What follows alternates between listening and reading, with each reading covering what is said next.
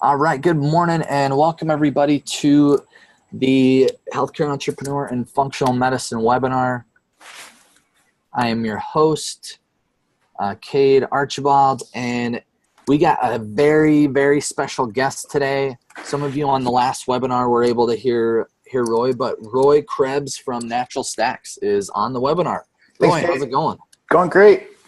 Awesome.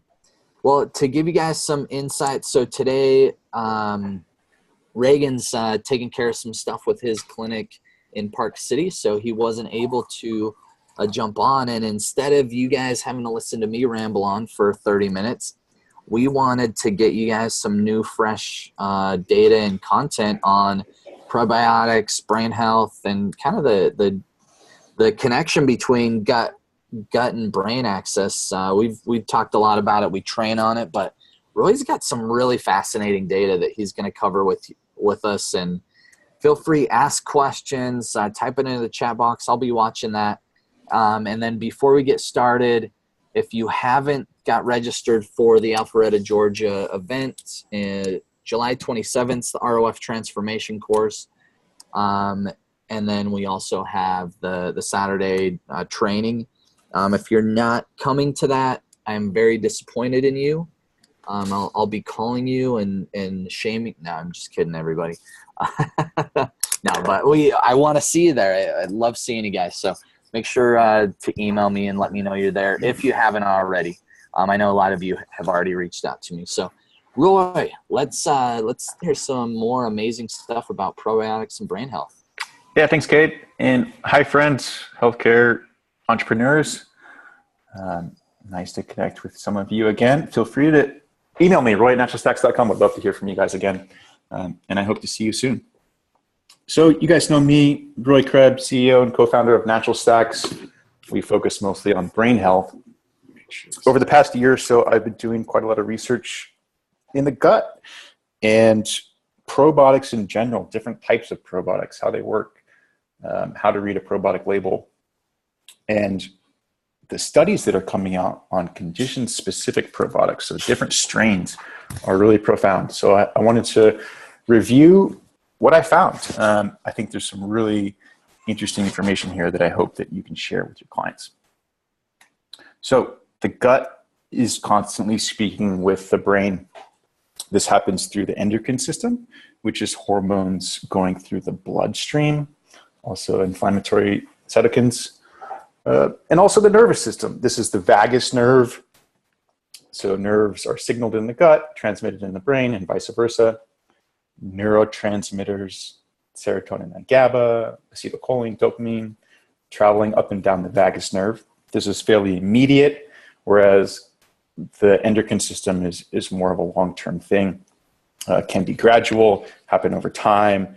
If it's in your bloodstream, it doesn't just go away in an hour.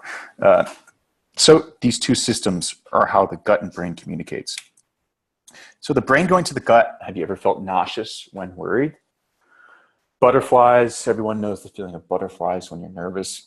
This is the brain telling your gut how it's feeling and the gut responding. Inflammation when angry, diarrhea when stressed. I think most people have experienced these. Go back. And then also the gut going to the brain. So different food makes you feel different ways. I've heard of people with depression just from irregular digestion, tired when you have loose stools, stress when you're bloated. So this is potentially your gut not able to create adequate levels of serotonin and GABA. So you're feeling tired and stressed. So the gut and the brain communicating with each other. So the gut influences the brain through neurotransmitters. This impacts your stress, your anxiety, your mood behavior. And then the brain to the gut can influence weight gain, bowel movements, nutrient delivery. Okay, over the past 5 years, we're kind of on this renaissance of science in terms of gut health. So it's really exciting to me. And there are some recent studies, some of these studies just come out in the last couple of weeks, that really display the powerful effects of the gut-brain connection. So social behavior affects the microbiome. Study on chimpanzees that frequent social interaction actually changes the gut microbiome and promoting good bacteria in the gut from social interaction. Very interesting. Bipolar disorder. Bipolar patients who took probiotics, this is a blend of I think 5 or 6 different probiotics, were 74% less likely to be rehospitalized. Insane stat there, obviously. Bipolar, autism, depression, a lot of these mental conditions can be linked to gut health. Emotional response related to gut profile. Healthy women with a prevalence of one type of bacteria felt less anxious, less stressed, less irritable after looking at negative images compared to women that had a different bacteria type. So super interesting. A group of women with a certain type of bacteria in their gut had a different response to negative images, less stressed, less anxious. So their microbiome is doing that work. Okay, this is a really crazy one that I was geeking out over, is stress during pregnancy. This is a study on mice. It'd be kind of hard to do this study on humans. So prenatal stress changed the vaginal microbiome of a pregnant mice, and this altered microbiome was transferred to the gut of the offspring, and that microbiome altered the response to stress in adulthood of that offspring.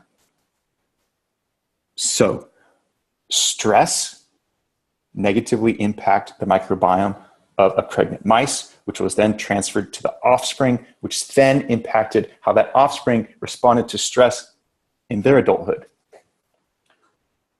Crazy, crazy stuff. We now know that vaginal delivery for humans is really how they get the foundation, offspring get the foundation for their microbiome. Super interesting. Okay. This study here now just shows the downward spiral. So chronic stress alters the microbiome of mice, making it harder to deal with stress. Negative cycle. And then the other one, probiotics reduced physiological and psychological stress and improved memory in healthy adult men.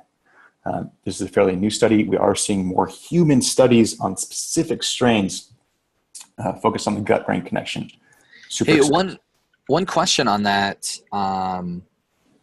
As far as the stress-altering microbiome and stress response, so are they seeing in those studies, is it stress, because typically we'll see stress can cause inflammation, it can cause problems. So is it the microbiome being changed is causing the inflammation, or is it just stress in general? Just posing it kind of a question. I don't know if this study would ever even be able to answer that, but no, sure. So stress increases cortisol, which is a hormone that enters the bloodstream, which then affects the gut, and the gut's response to that cortisol is inflammation. Perfect. Yes. Awesome. And this chronic stress, chronic inflammation can change the balance between good and bad bacteria, the microbiome. And then it's this negative, you have more of these bad bacteria because of this constant stress, and then it makes it harder to deal with stress in the future. So you really got to fix that microbiome. Absolutely. Very cool. Thank you. Yep. And how probiotics work. Several ways. One of the simplest way to think about it is crowding out the bad bacteria. So if you take a sufficient dose over a regular time, we're hoping that good bacteria creates colonies and crowds out, uses up the space and the nutrients that would normally be used by bad bacteria. So we're hoping that we'll increase the balance of the good bacteria by bad bacteria just by crowding out the bad ones. But specific strains also secrete specific beneficial chemicals. So probiotics in general produce hydrogen peroxide antibiotics and molecules that control the survival and growth of surrounding bacteria, so they can actually kill negative bacteria, or they can promote the growth of the surrounding good bacteria. And they also secrete the inflammatory cytokines, hormones, and neurotransmitters. And then all of this really comes back to the immune system and inflammation response, which is all happening in the gut. So probiotics work to reduce inflammation. Okay, different types of probiotics. Most people just think a probiotic is probiotic, and probiotics are good for you. Gut bacteria, these are good bacteria. Take probiotics, that's great. Most people don't realize there's many different types of probiotics. There's many different types of probiotic strains. So the main differences in types of probiotics are, one, soil-based organisms or spores, traditional spray-dried probiotics, and then freeze-dried probiotics. Okay, SBOs or HSOs, some spore companies which you might be familiar with are Prescripticist or Primal Defense. I don't recommend spores because they're extremely hardy, and this is great because they don't get damaged during shipping. They can survive your gut because they're protected in this seed-like spore. But they can become so hardy that they can overgrow and become hard to eliminate. And certain strains have been shown to be more opportunistic than others. So there are a few spore strains that I would definitely stay away from. One of them is Bifidobacterium licheniformis.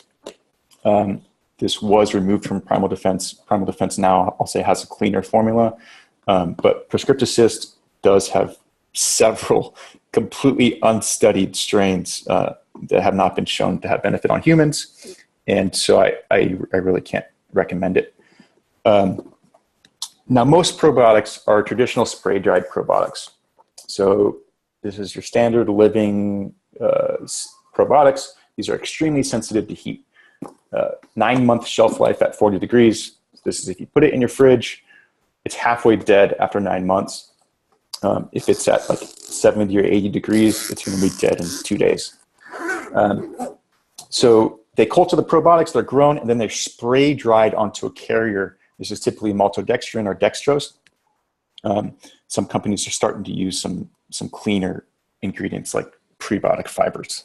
And then the third type are freeze-dried strains.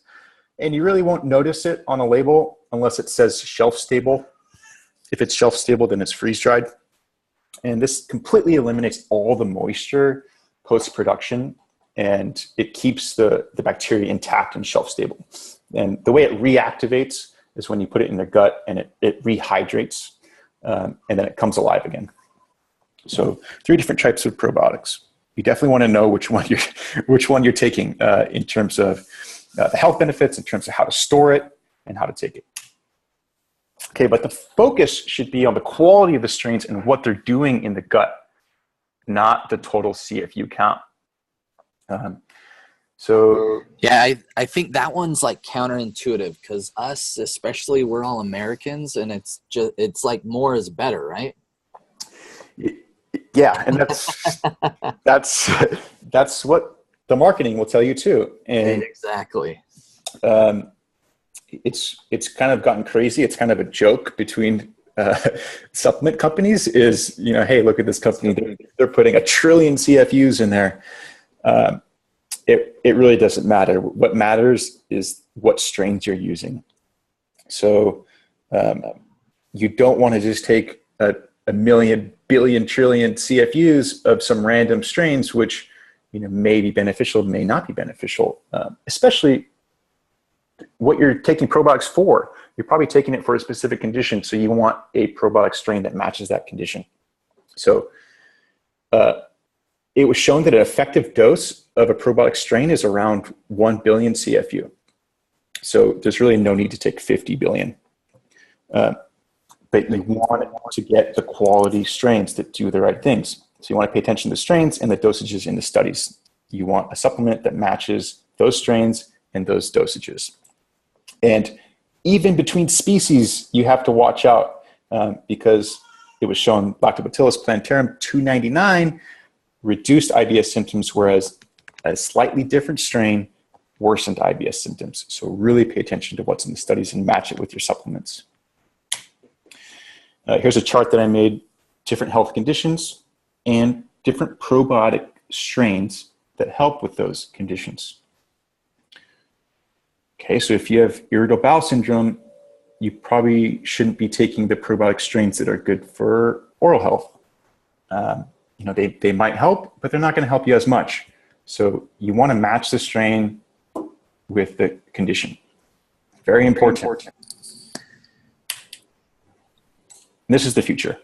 We're barely starting to see it in industry. Still, you know, basically all the products are just 10 billion, 50 billion CFUs.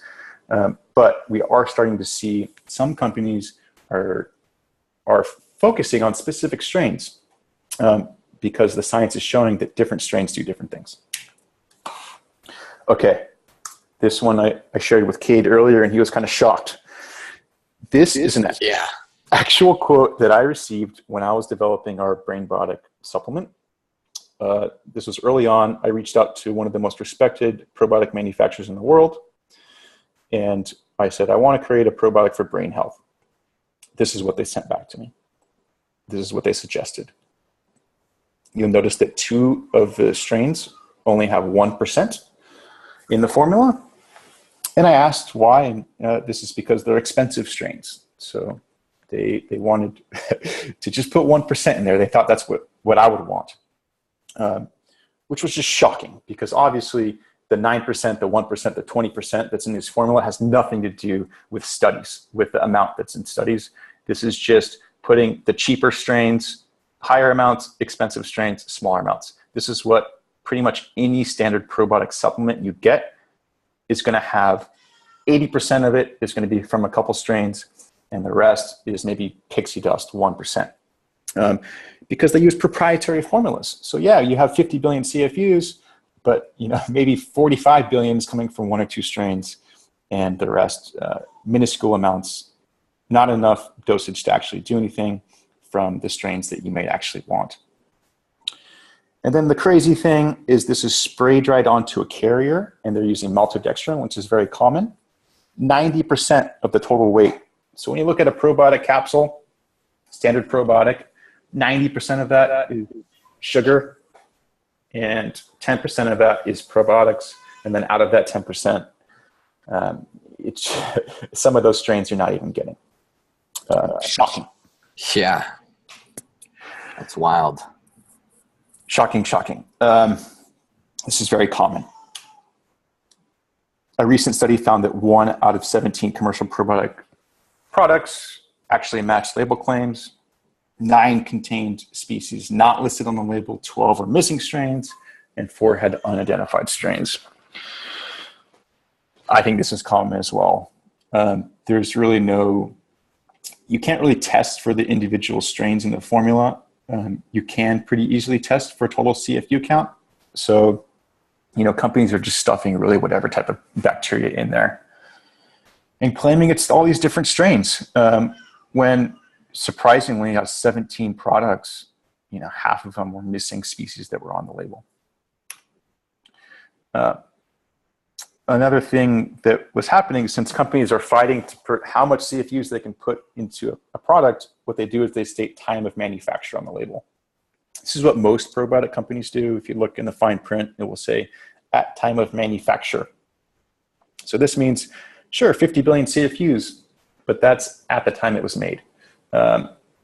So after it was shipped in the summer, after it was sitting on your doorstep for a few hours, by the time you got it and tried to take a capsule, most likely that probiotic, if it's a standard probiotic, is dead, completely dead. So this takes the liability off the manufacturer if they just say, yeah, this is the amount of CFUs at the time of manufacture. Recent guidelines are saying that probiotics companies should not do that. If they state CFUs, it should be the amount of CFUs that are viable at the end of the claimed shelf life. So most respected companies are labeling their probiotics in this way now, but it is still a little bit deceiving because individual strains, the technology is not quite there to be able to differentiate them within a formula. So it's kind of impossible to state the amount at the end of the shelf life because you can't even test for it. So in general, this is a good step for the industry, but it's still not quite where it should be, I don't think. And the regulation is far behind what these probiotic companies are doing. So really the main thing I wanted to harp on is more is not better. And you really need to focus on what strains are in the formula. This list is the common filler strains. So if you see these strains in a formula, these are cheap strains that are kind of neutral in terms of gut function. There are much better strains than these in terms of improving gut function or really any sort of health condition that you're going after. These first three ones, the cassia, the reuteri, and the bulgaricus, have been shown to produce histamines, which can actually kill good bacteria. So cassia, the first one here, is very common in yogurt. Some problems with yogurt is that the lactobacillus is overgrown. It's not balanced out by a bifidobacteria. And if there's not a balance between bifido and lacto, this is something else to look at in a supplement. It should have both lacto and bifidobacterias because they kind of compete with each other. They balance each other out. If you only have lactobacteria, it becomes rampant. And so the cassia is most common in yogurts. Some people, if they're intolerant to histamines, could have problems with yogurt because these strains can produce histamines. So in general, I would say avoid these three strains. Unfortunately, they're fairly common in a lot of supplements. So this was the product that I developed after this research. This is the result. We featured 4 strains that all have studies for brain health. The Lactobacillus helvictis and Bifidobacterium longum, those 2 strains together is probably the most studied combination for brain health. Human studies, and mostly for mood, stress, anxiety relief. And then Lactobacillus plantarum. Plantarum itself is really an awesome strain. It's good for a lot of things, but it has some pretty profound studies for improving memory. And then Lactobacillus brevis is for BDNF. This increases the hormone in the brain that's good for neuron health. So these 4 strains have the most studies to support brain health, to support the gut-brain axis. So this is our probiotic supplement to defeat brain fog and support brain health. Probiotics for your brain. Really excited about this one. And that's it. This is a funny graphic. Gut, you boost my serotonin, baby. Oh, brain, give me butterflies. I dig it. Yeah, thanks, guys. I know a lot of you guys are already carrying Natural Stacks supplements. If you wanted to pick up BRAINBIOTIC or any of our other new products, we have a new magnesium drink. We have an eye health product. If anyone's interested in those new products, I can do 15% off. So if you wanted to try the BRAINBIOTIC, even if it's just 1 bottle, I'll get you 15% off the wholesale rate. Shoot me an email, roy@naturalstacks.com. Roy, thank you so much. That was awesome. You guys, hopefully you just got your mind blown by the whole the whole probiotic world. So we got some amazing stuff coming up in July 27th, 28th. Make sure you guys are registered for that. Yeah, Roy, thank you so much. So if you're not carrying Natural Stacks products, shoot an email to Roy at Natural Stacks, and he can get you set up on a wholesale account. There's a lot of promos and incentives that he's got going on to get you set up. But even if you don't want to sell it to your patients, like at least get some for yourself. I use Siltep very regularly. I am just learning about this new BRAINBIOTIC today, so I need to get some of that too, Roy. So you'll be seeing an email from our office. So awesome. Yeah, that was awesome, man. Thanks, Kate. All right. Well, Roy, we'll probably ask you to come on again sometime in the next few months. So I'd love to. Be thinking about your next cool topic. I I'm like on it. It sounds like you got a couple comments. Everybody loves you, man. So thank you so much for joining us today. Well, cheers. Thanks, Cade. All right, everybody have a wonderful, happy 4th of July, and we will see you next week. Bye-bye.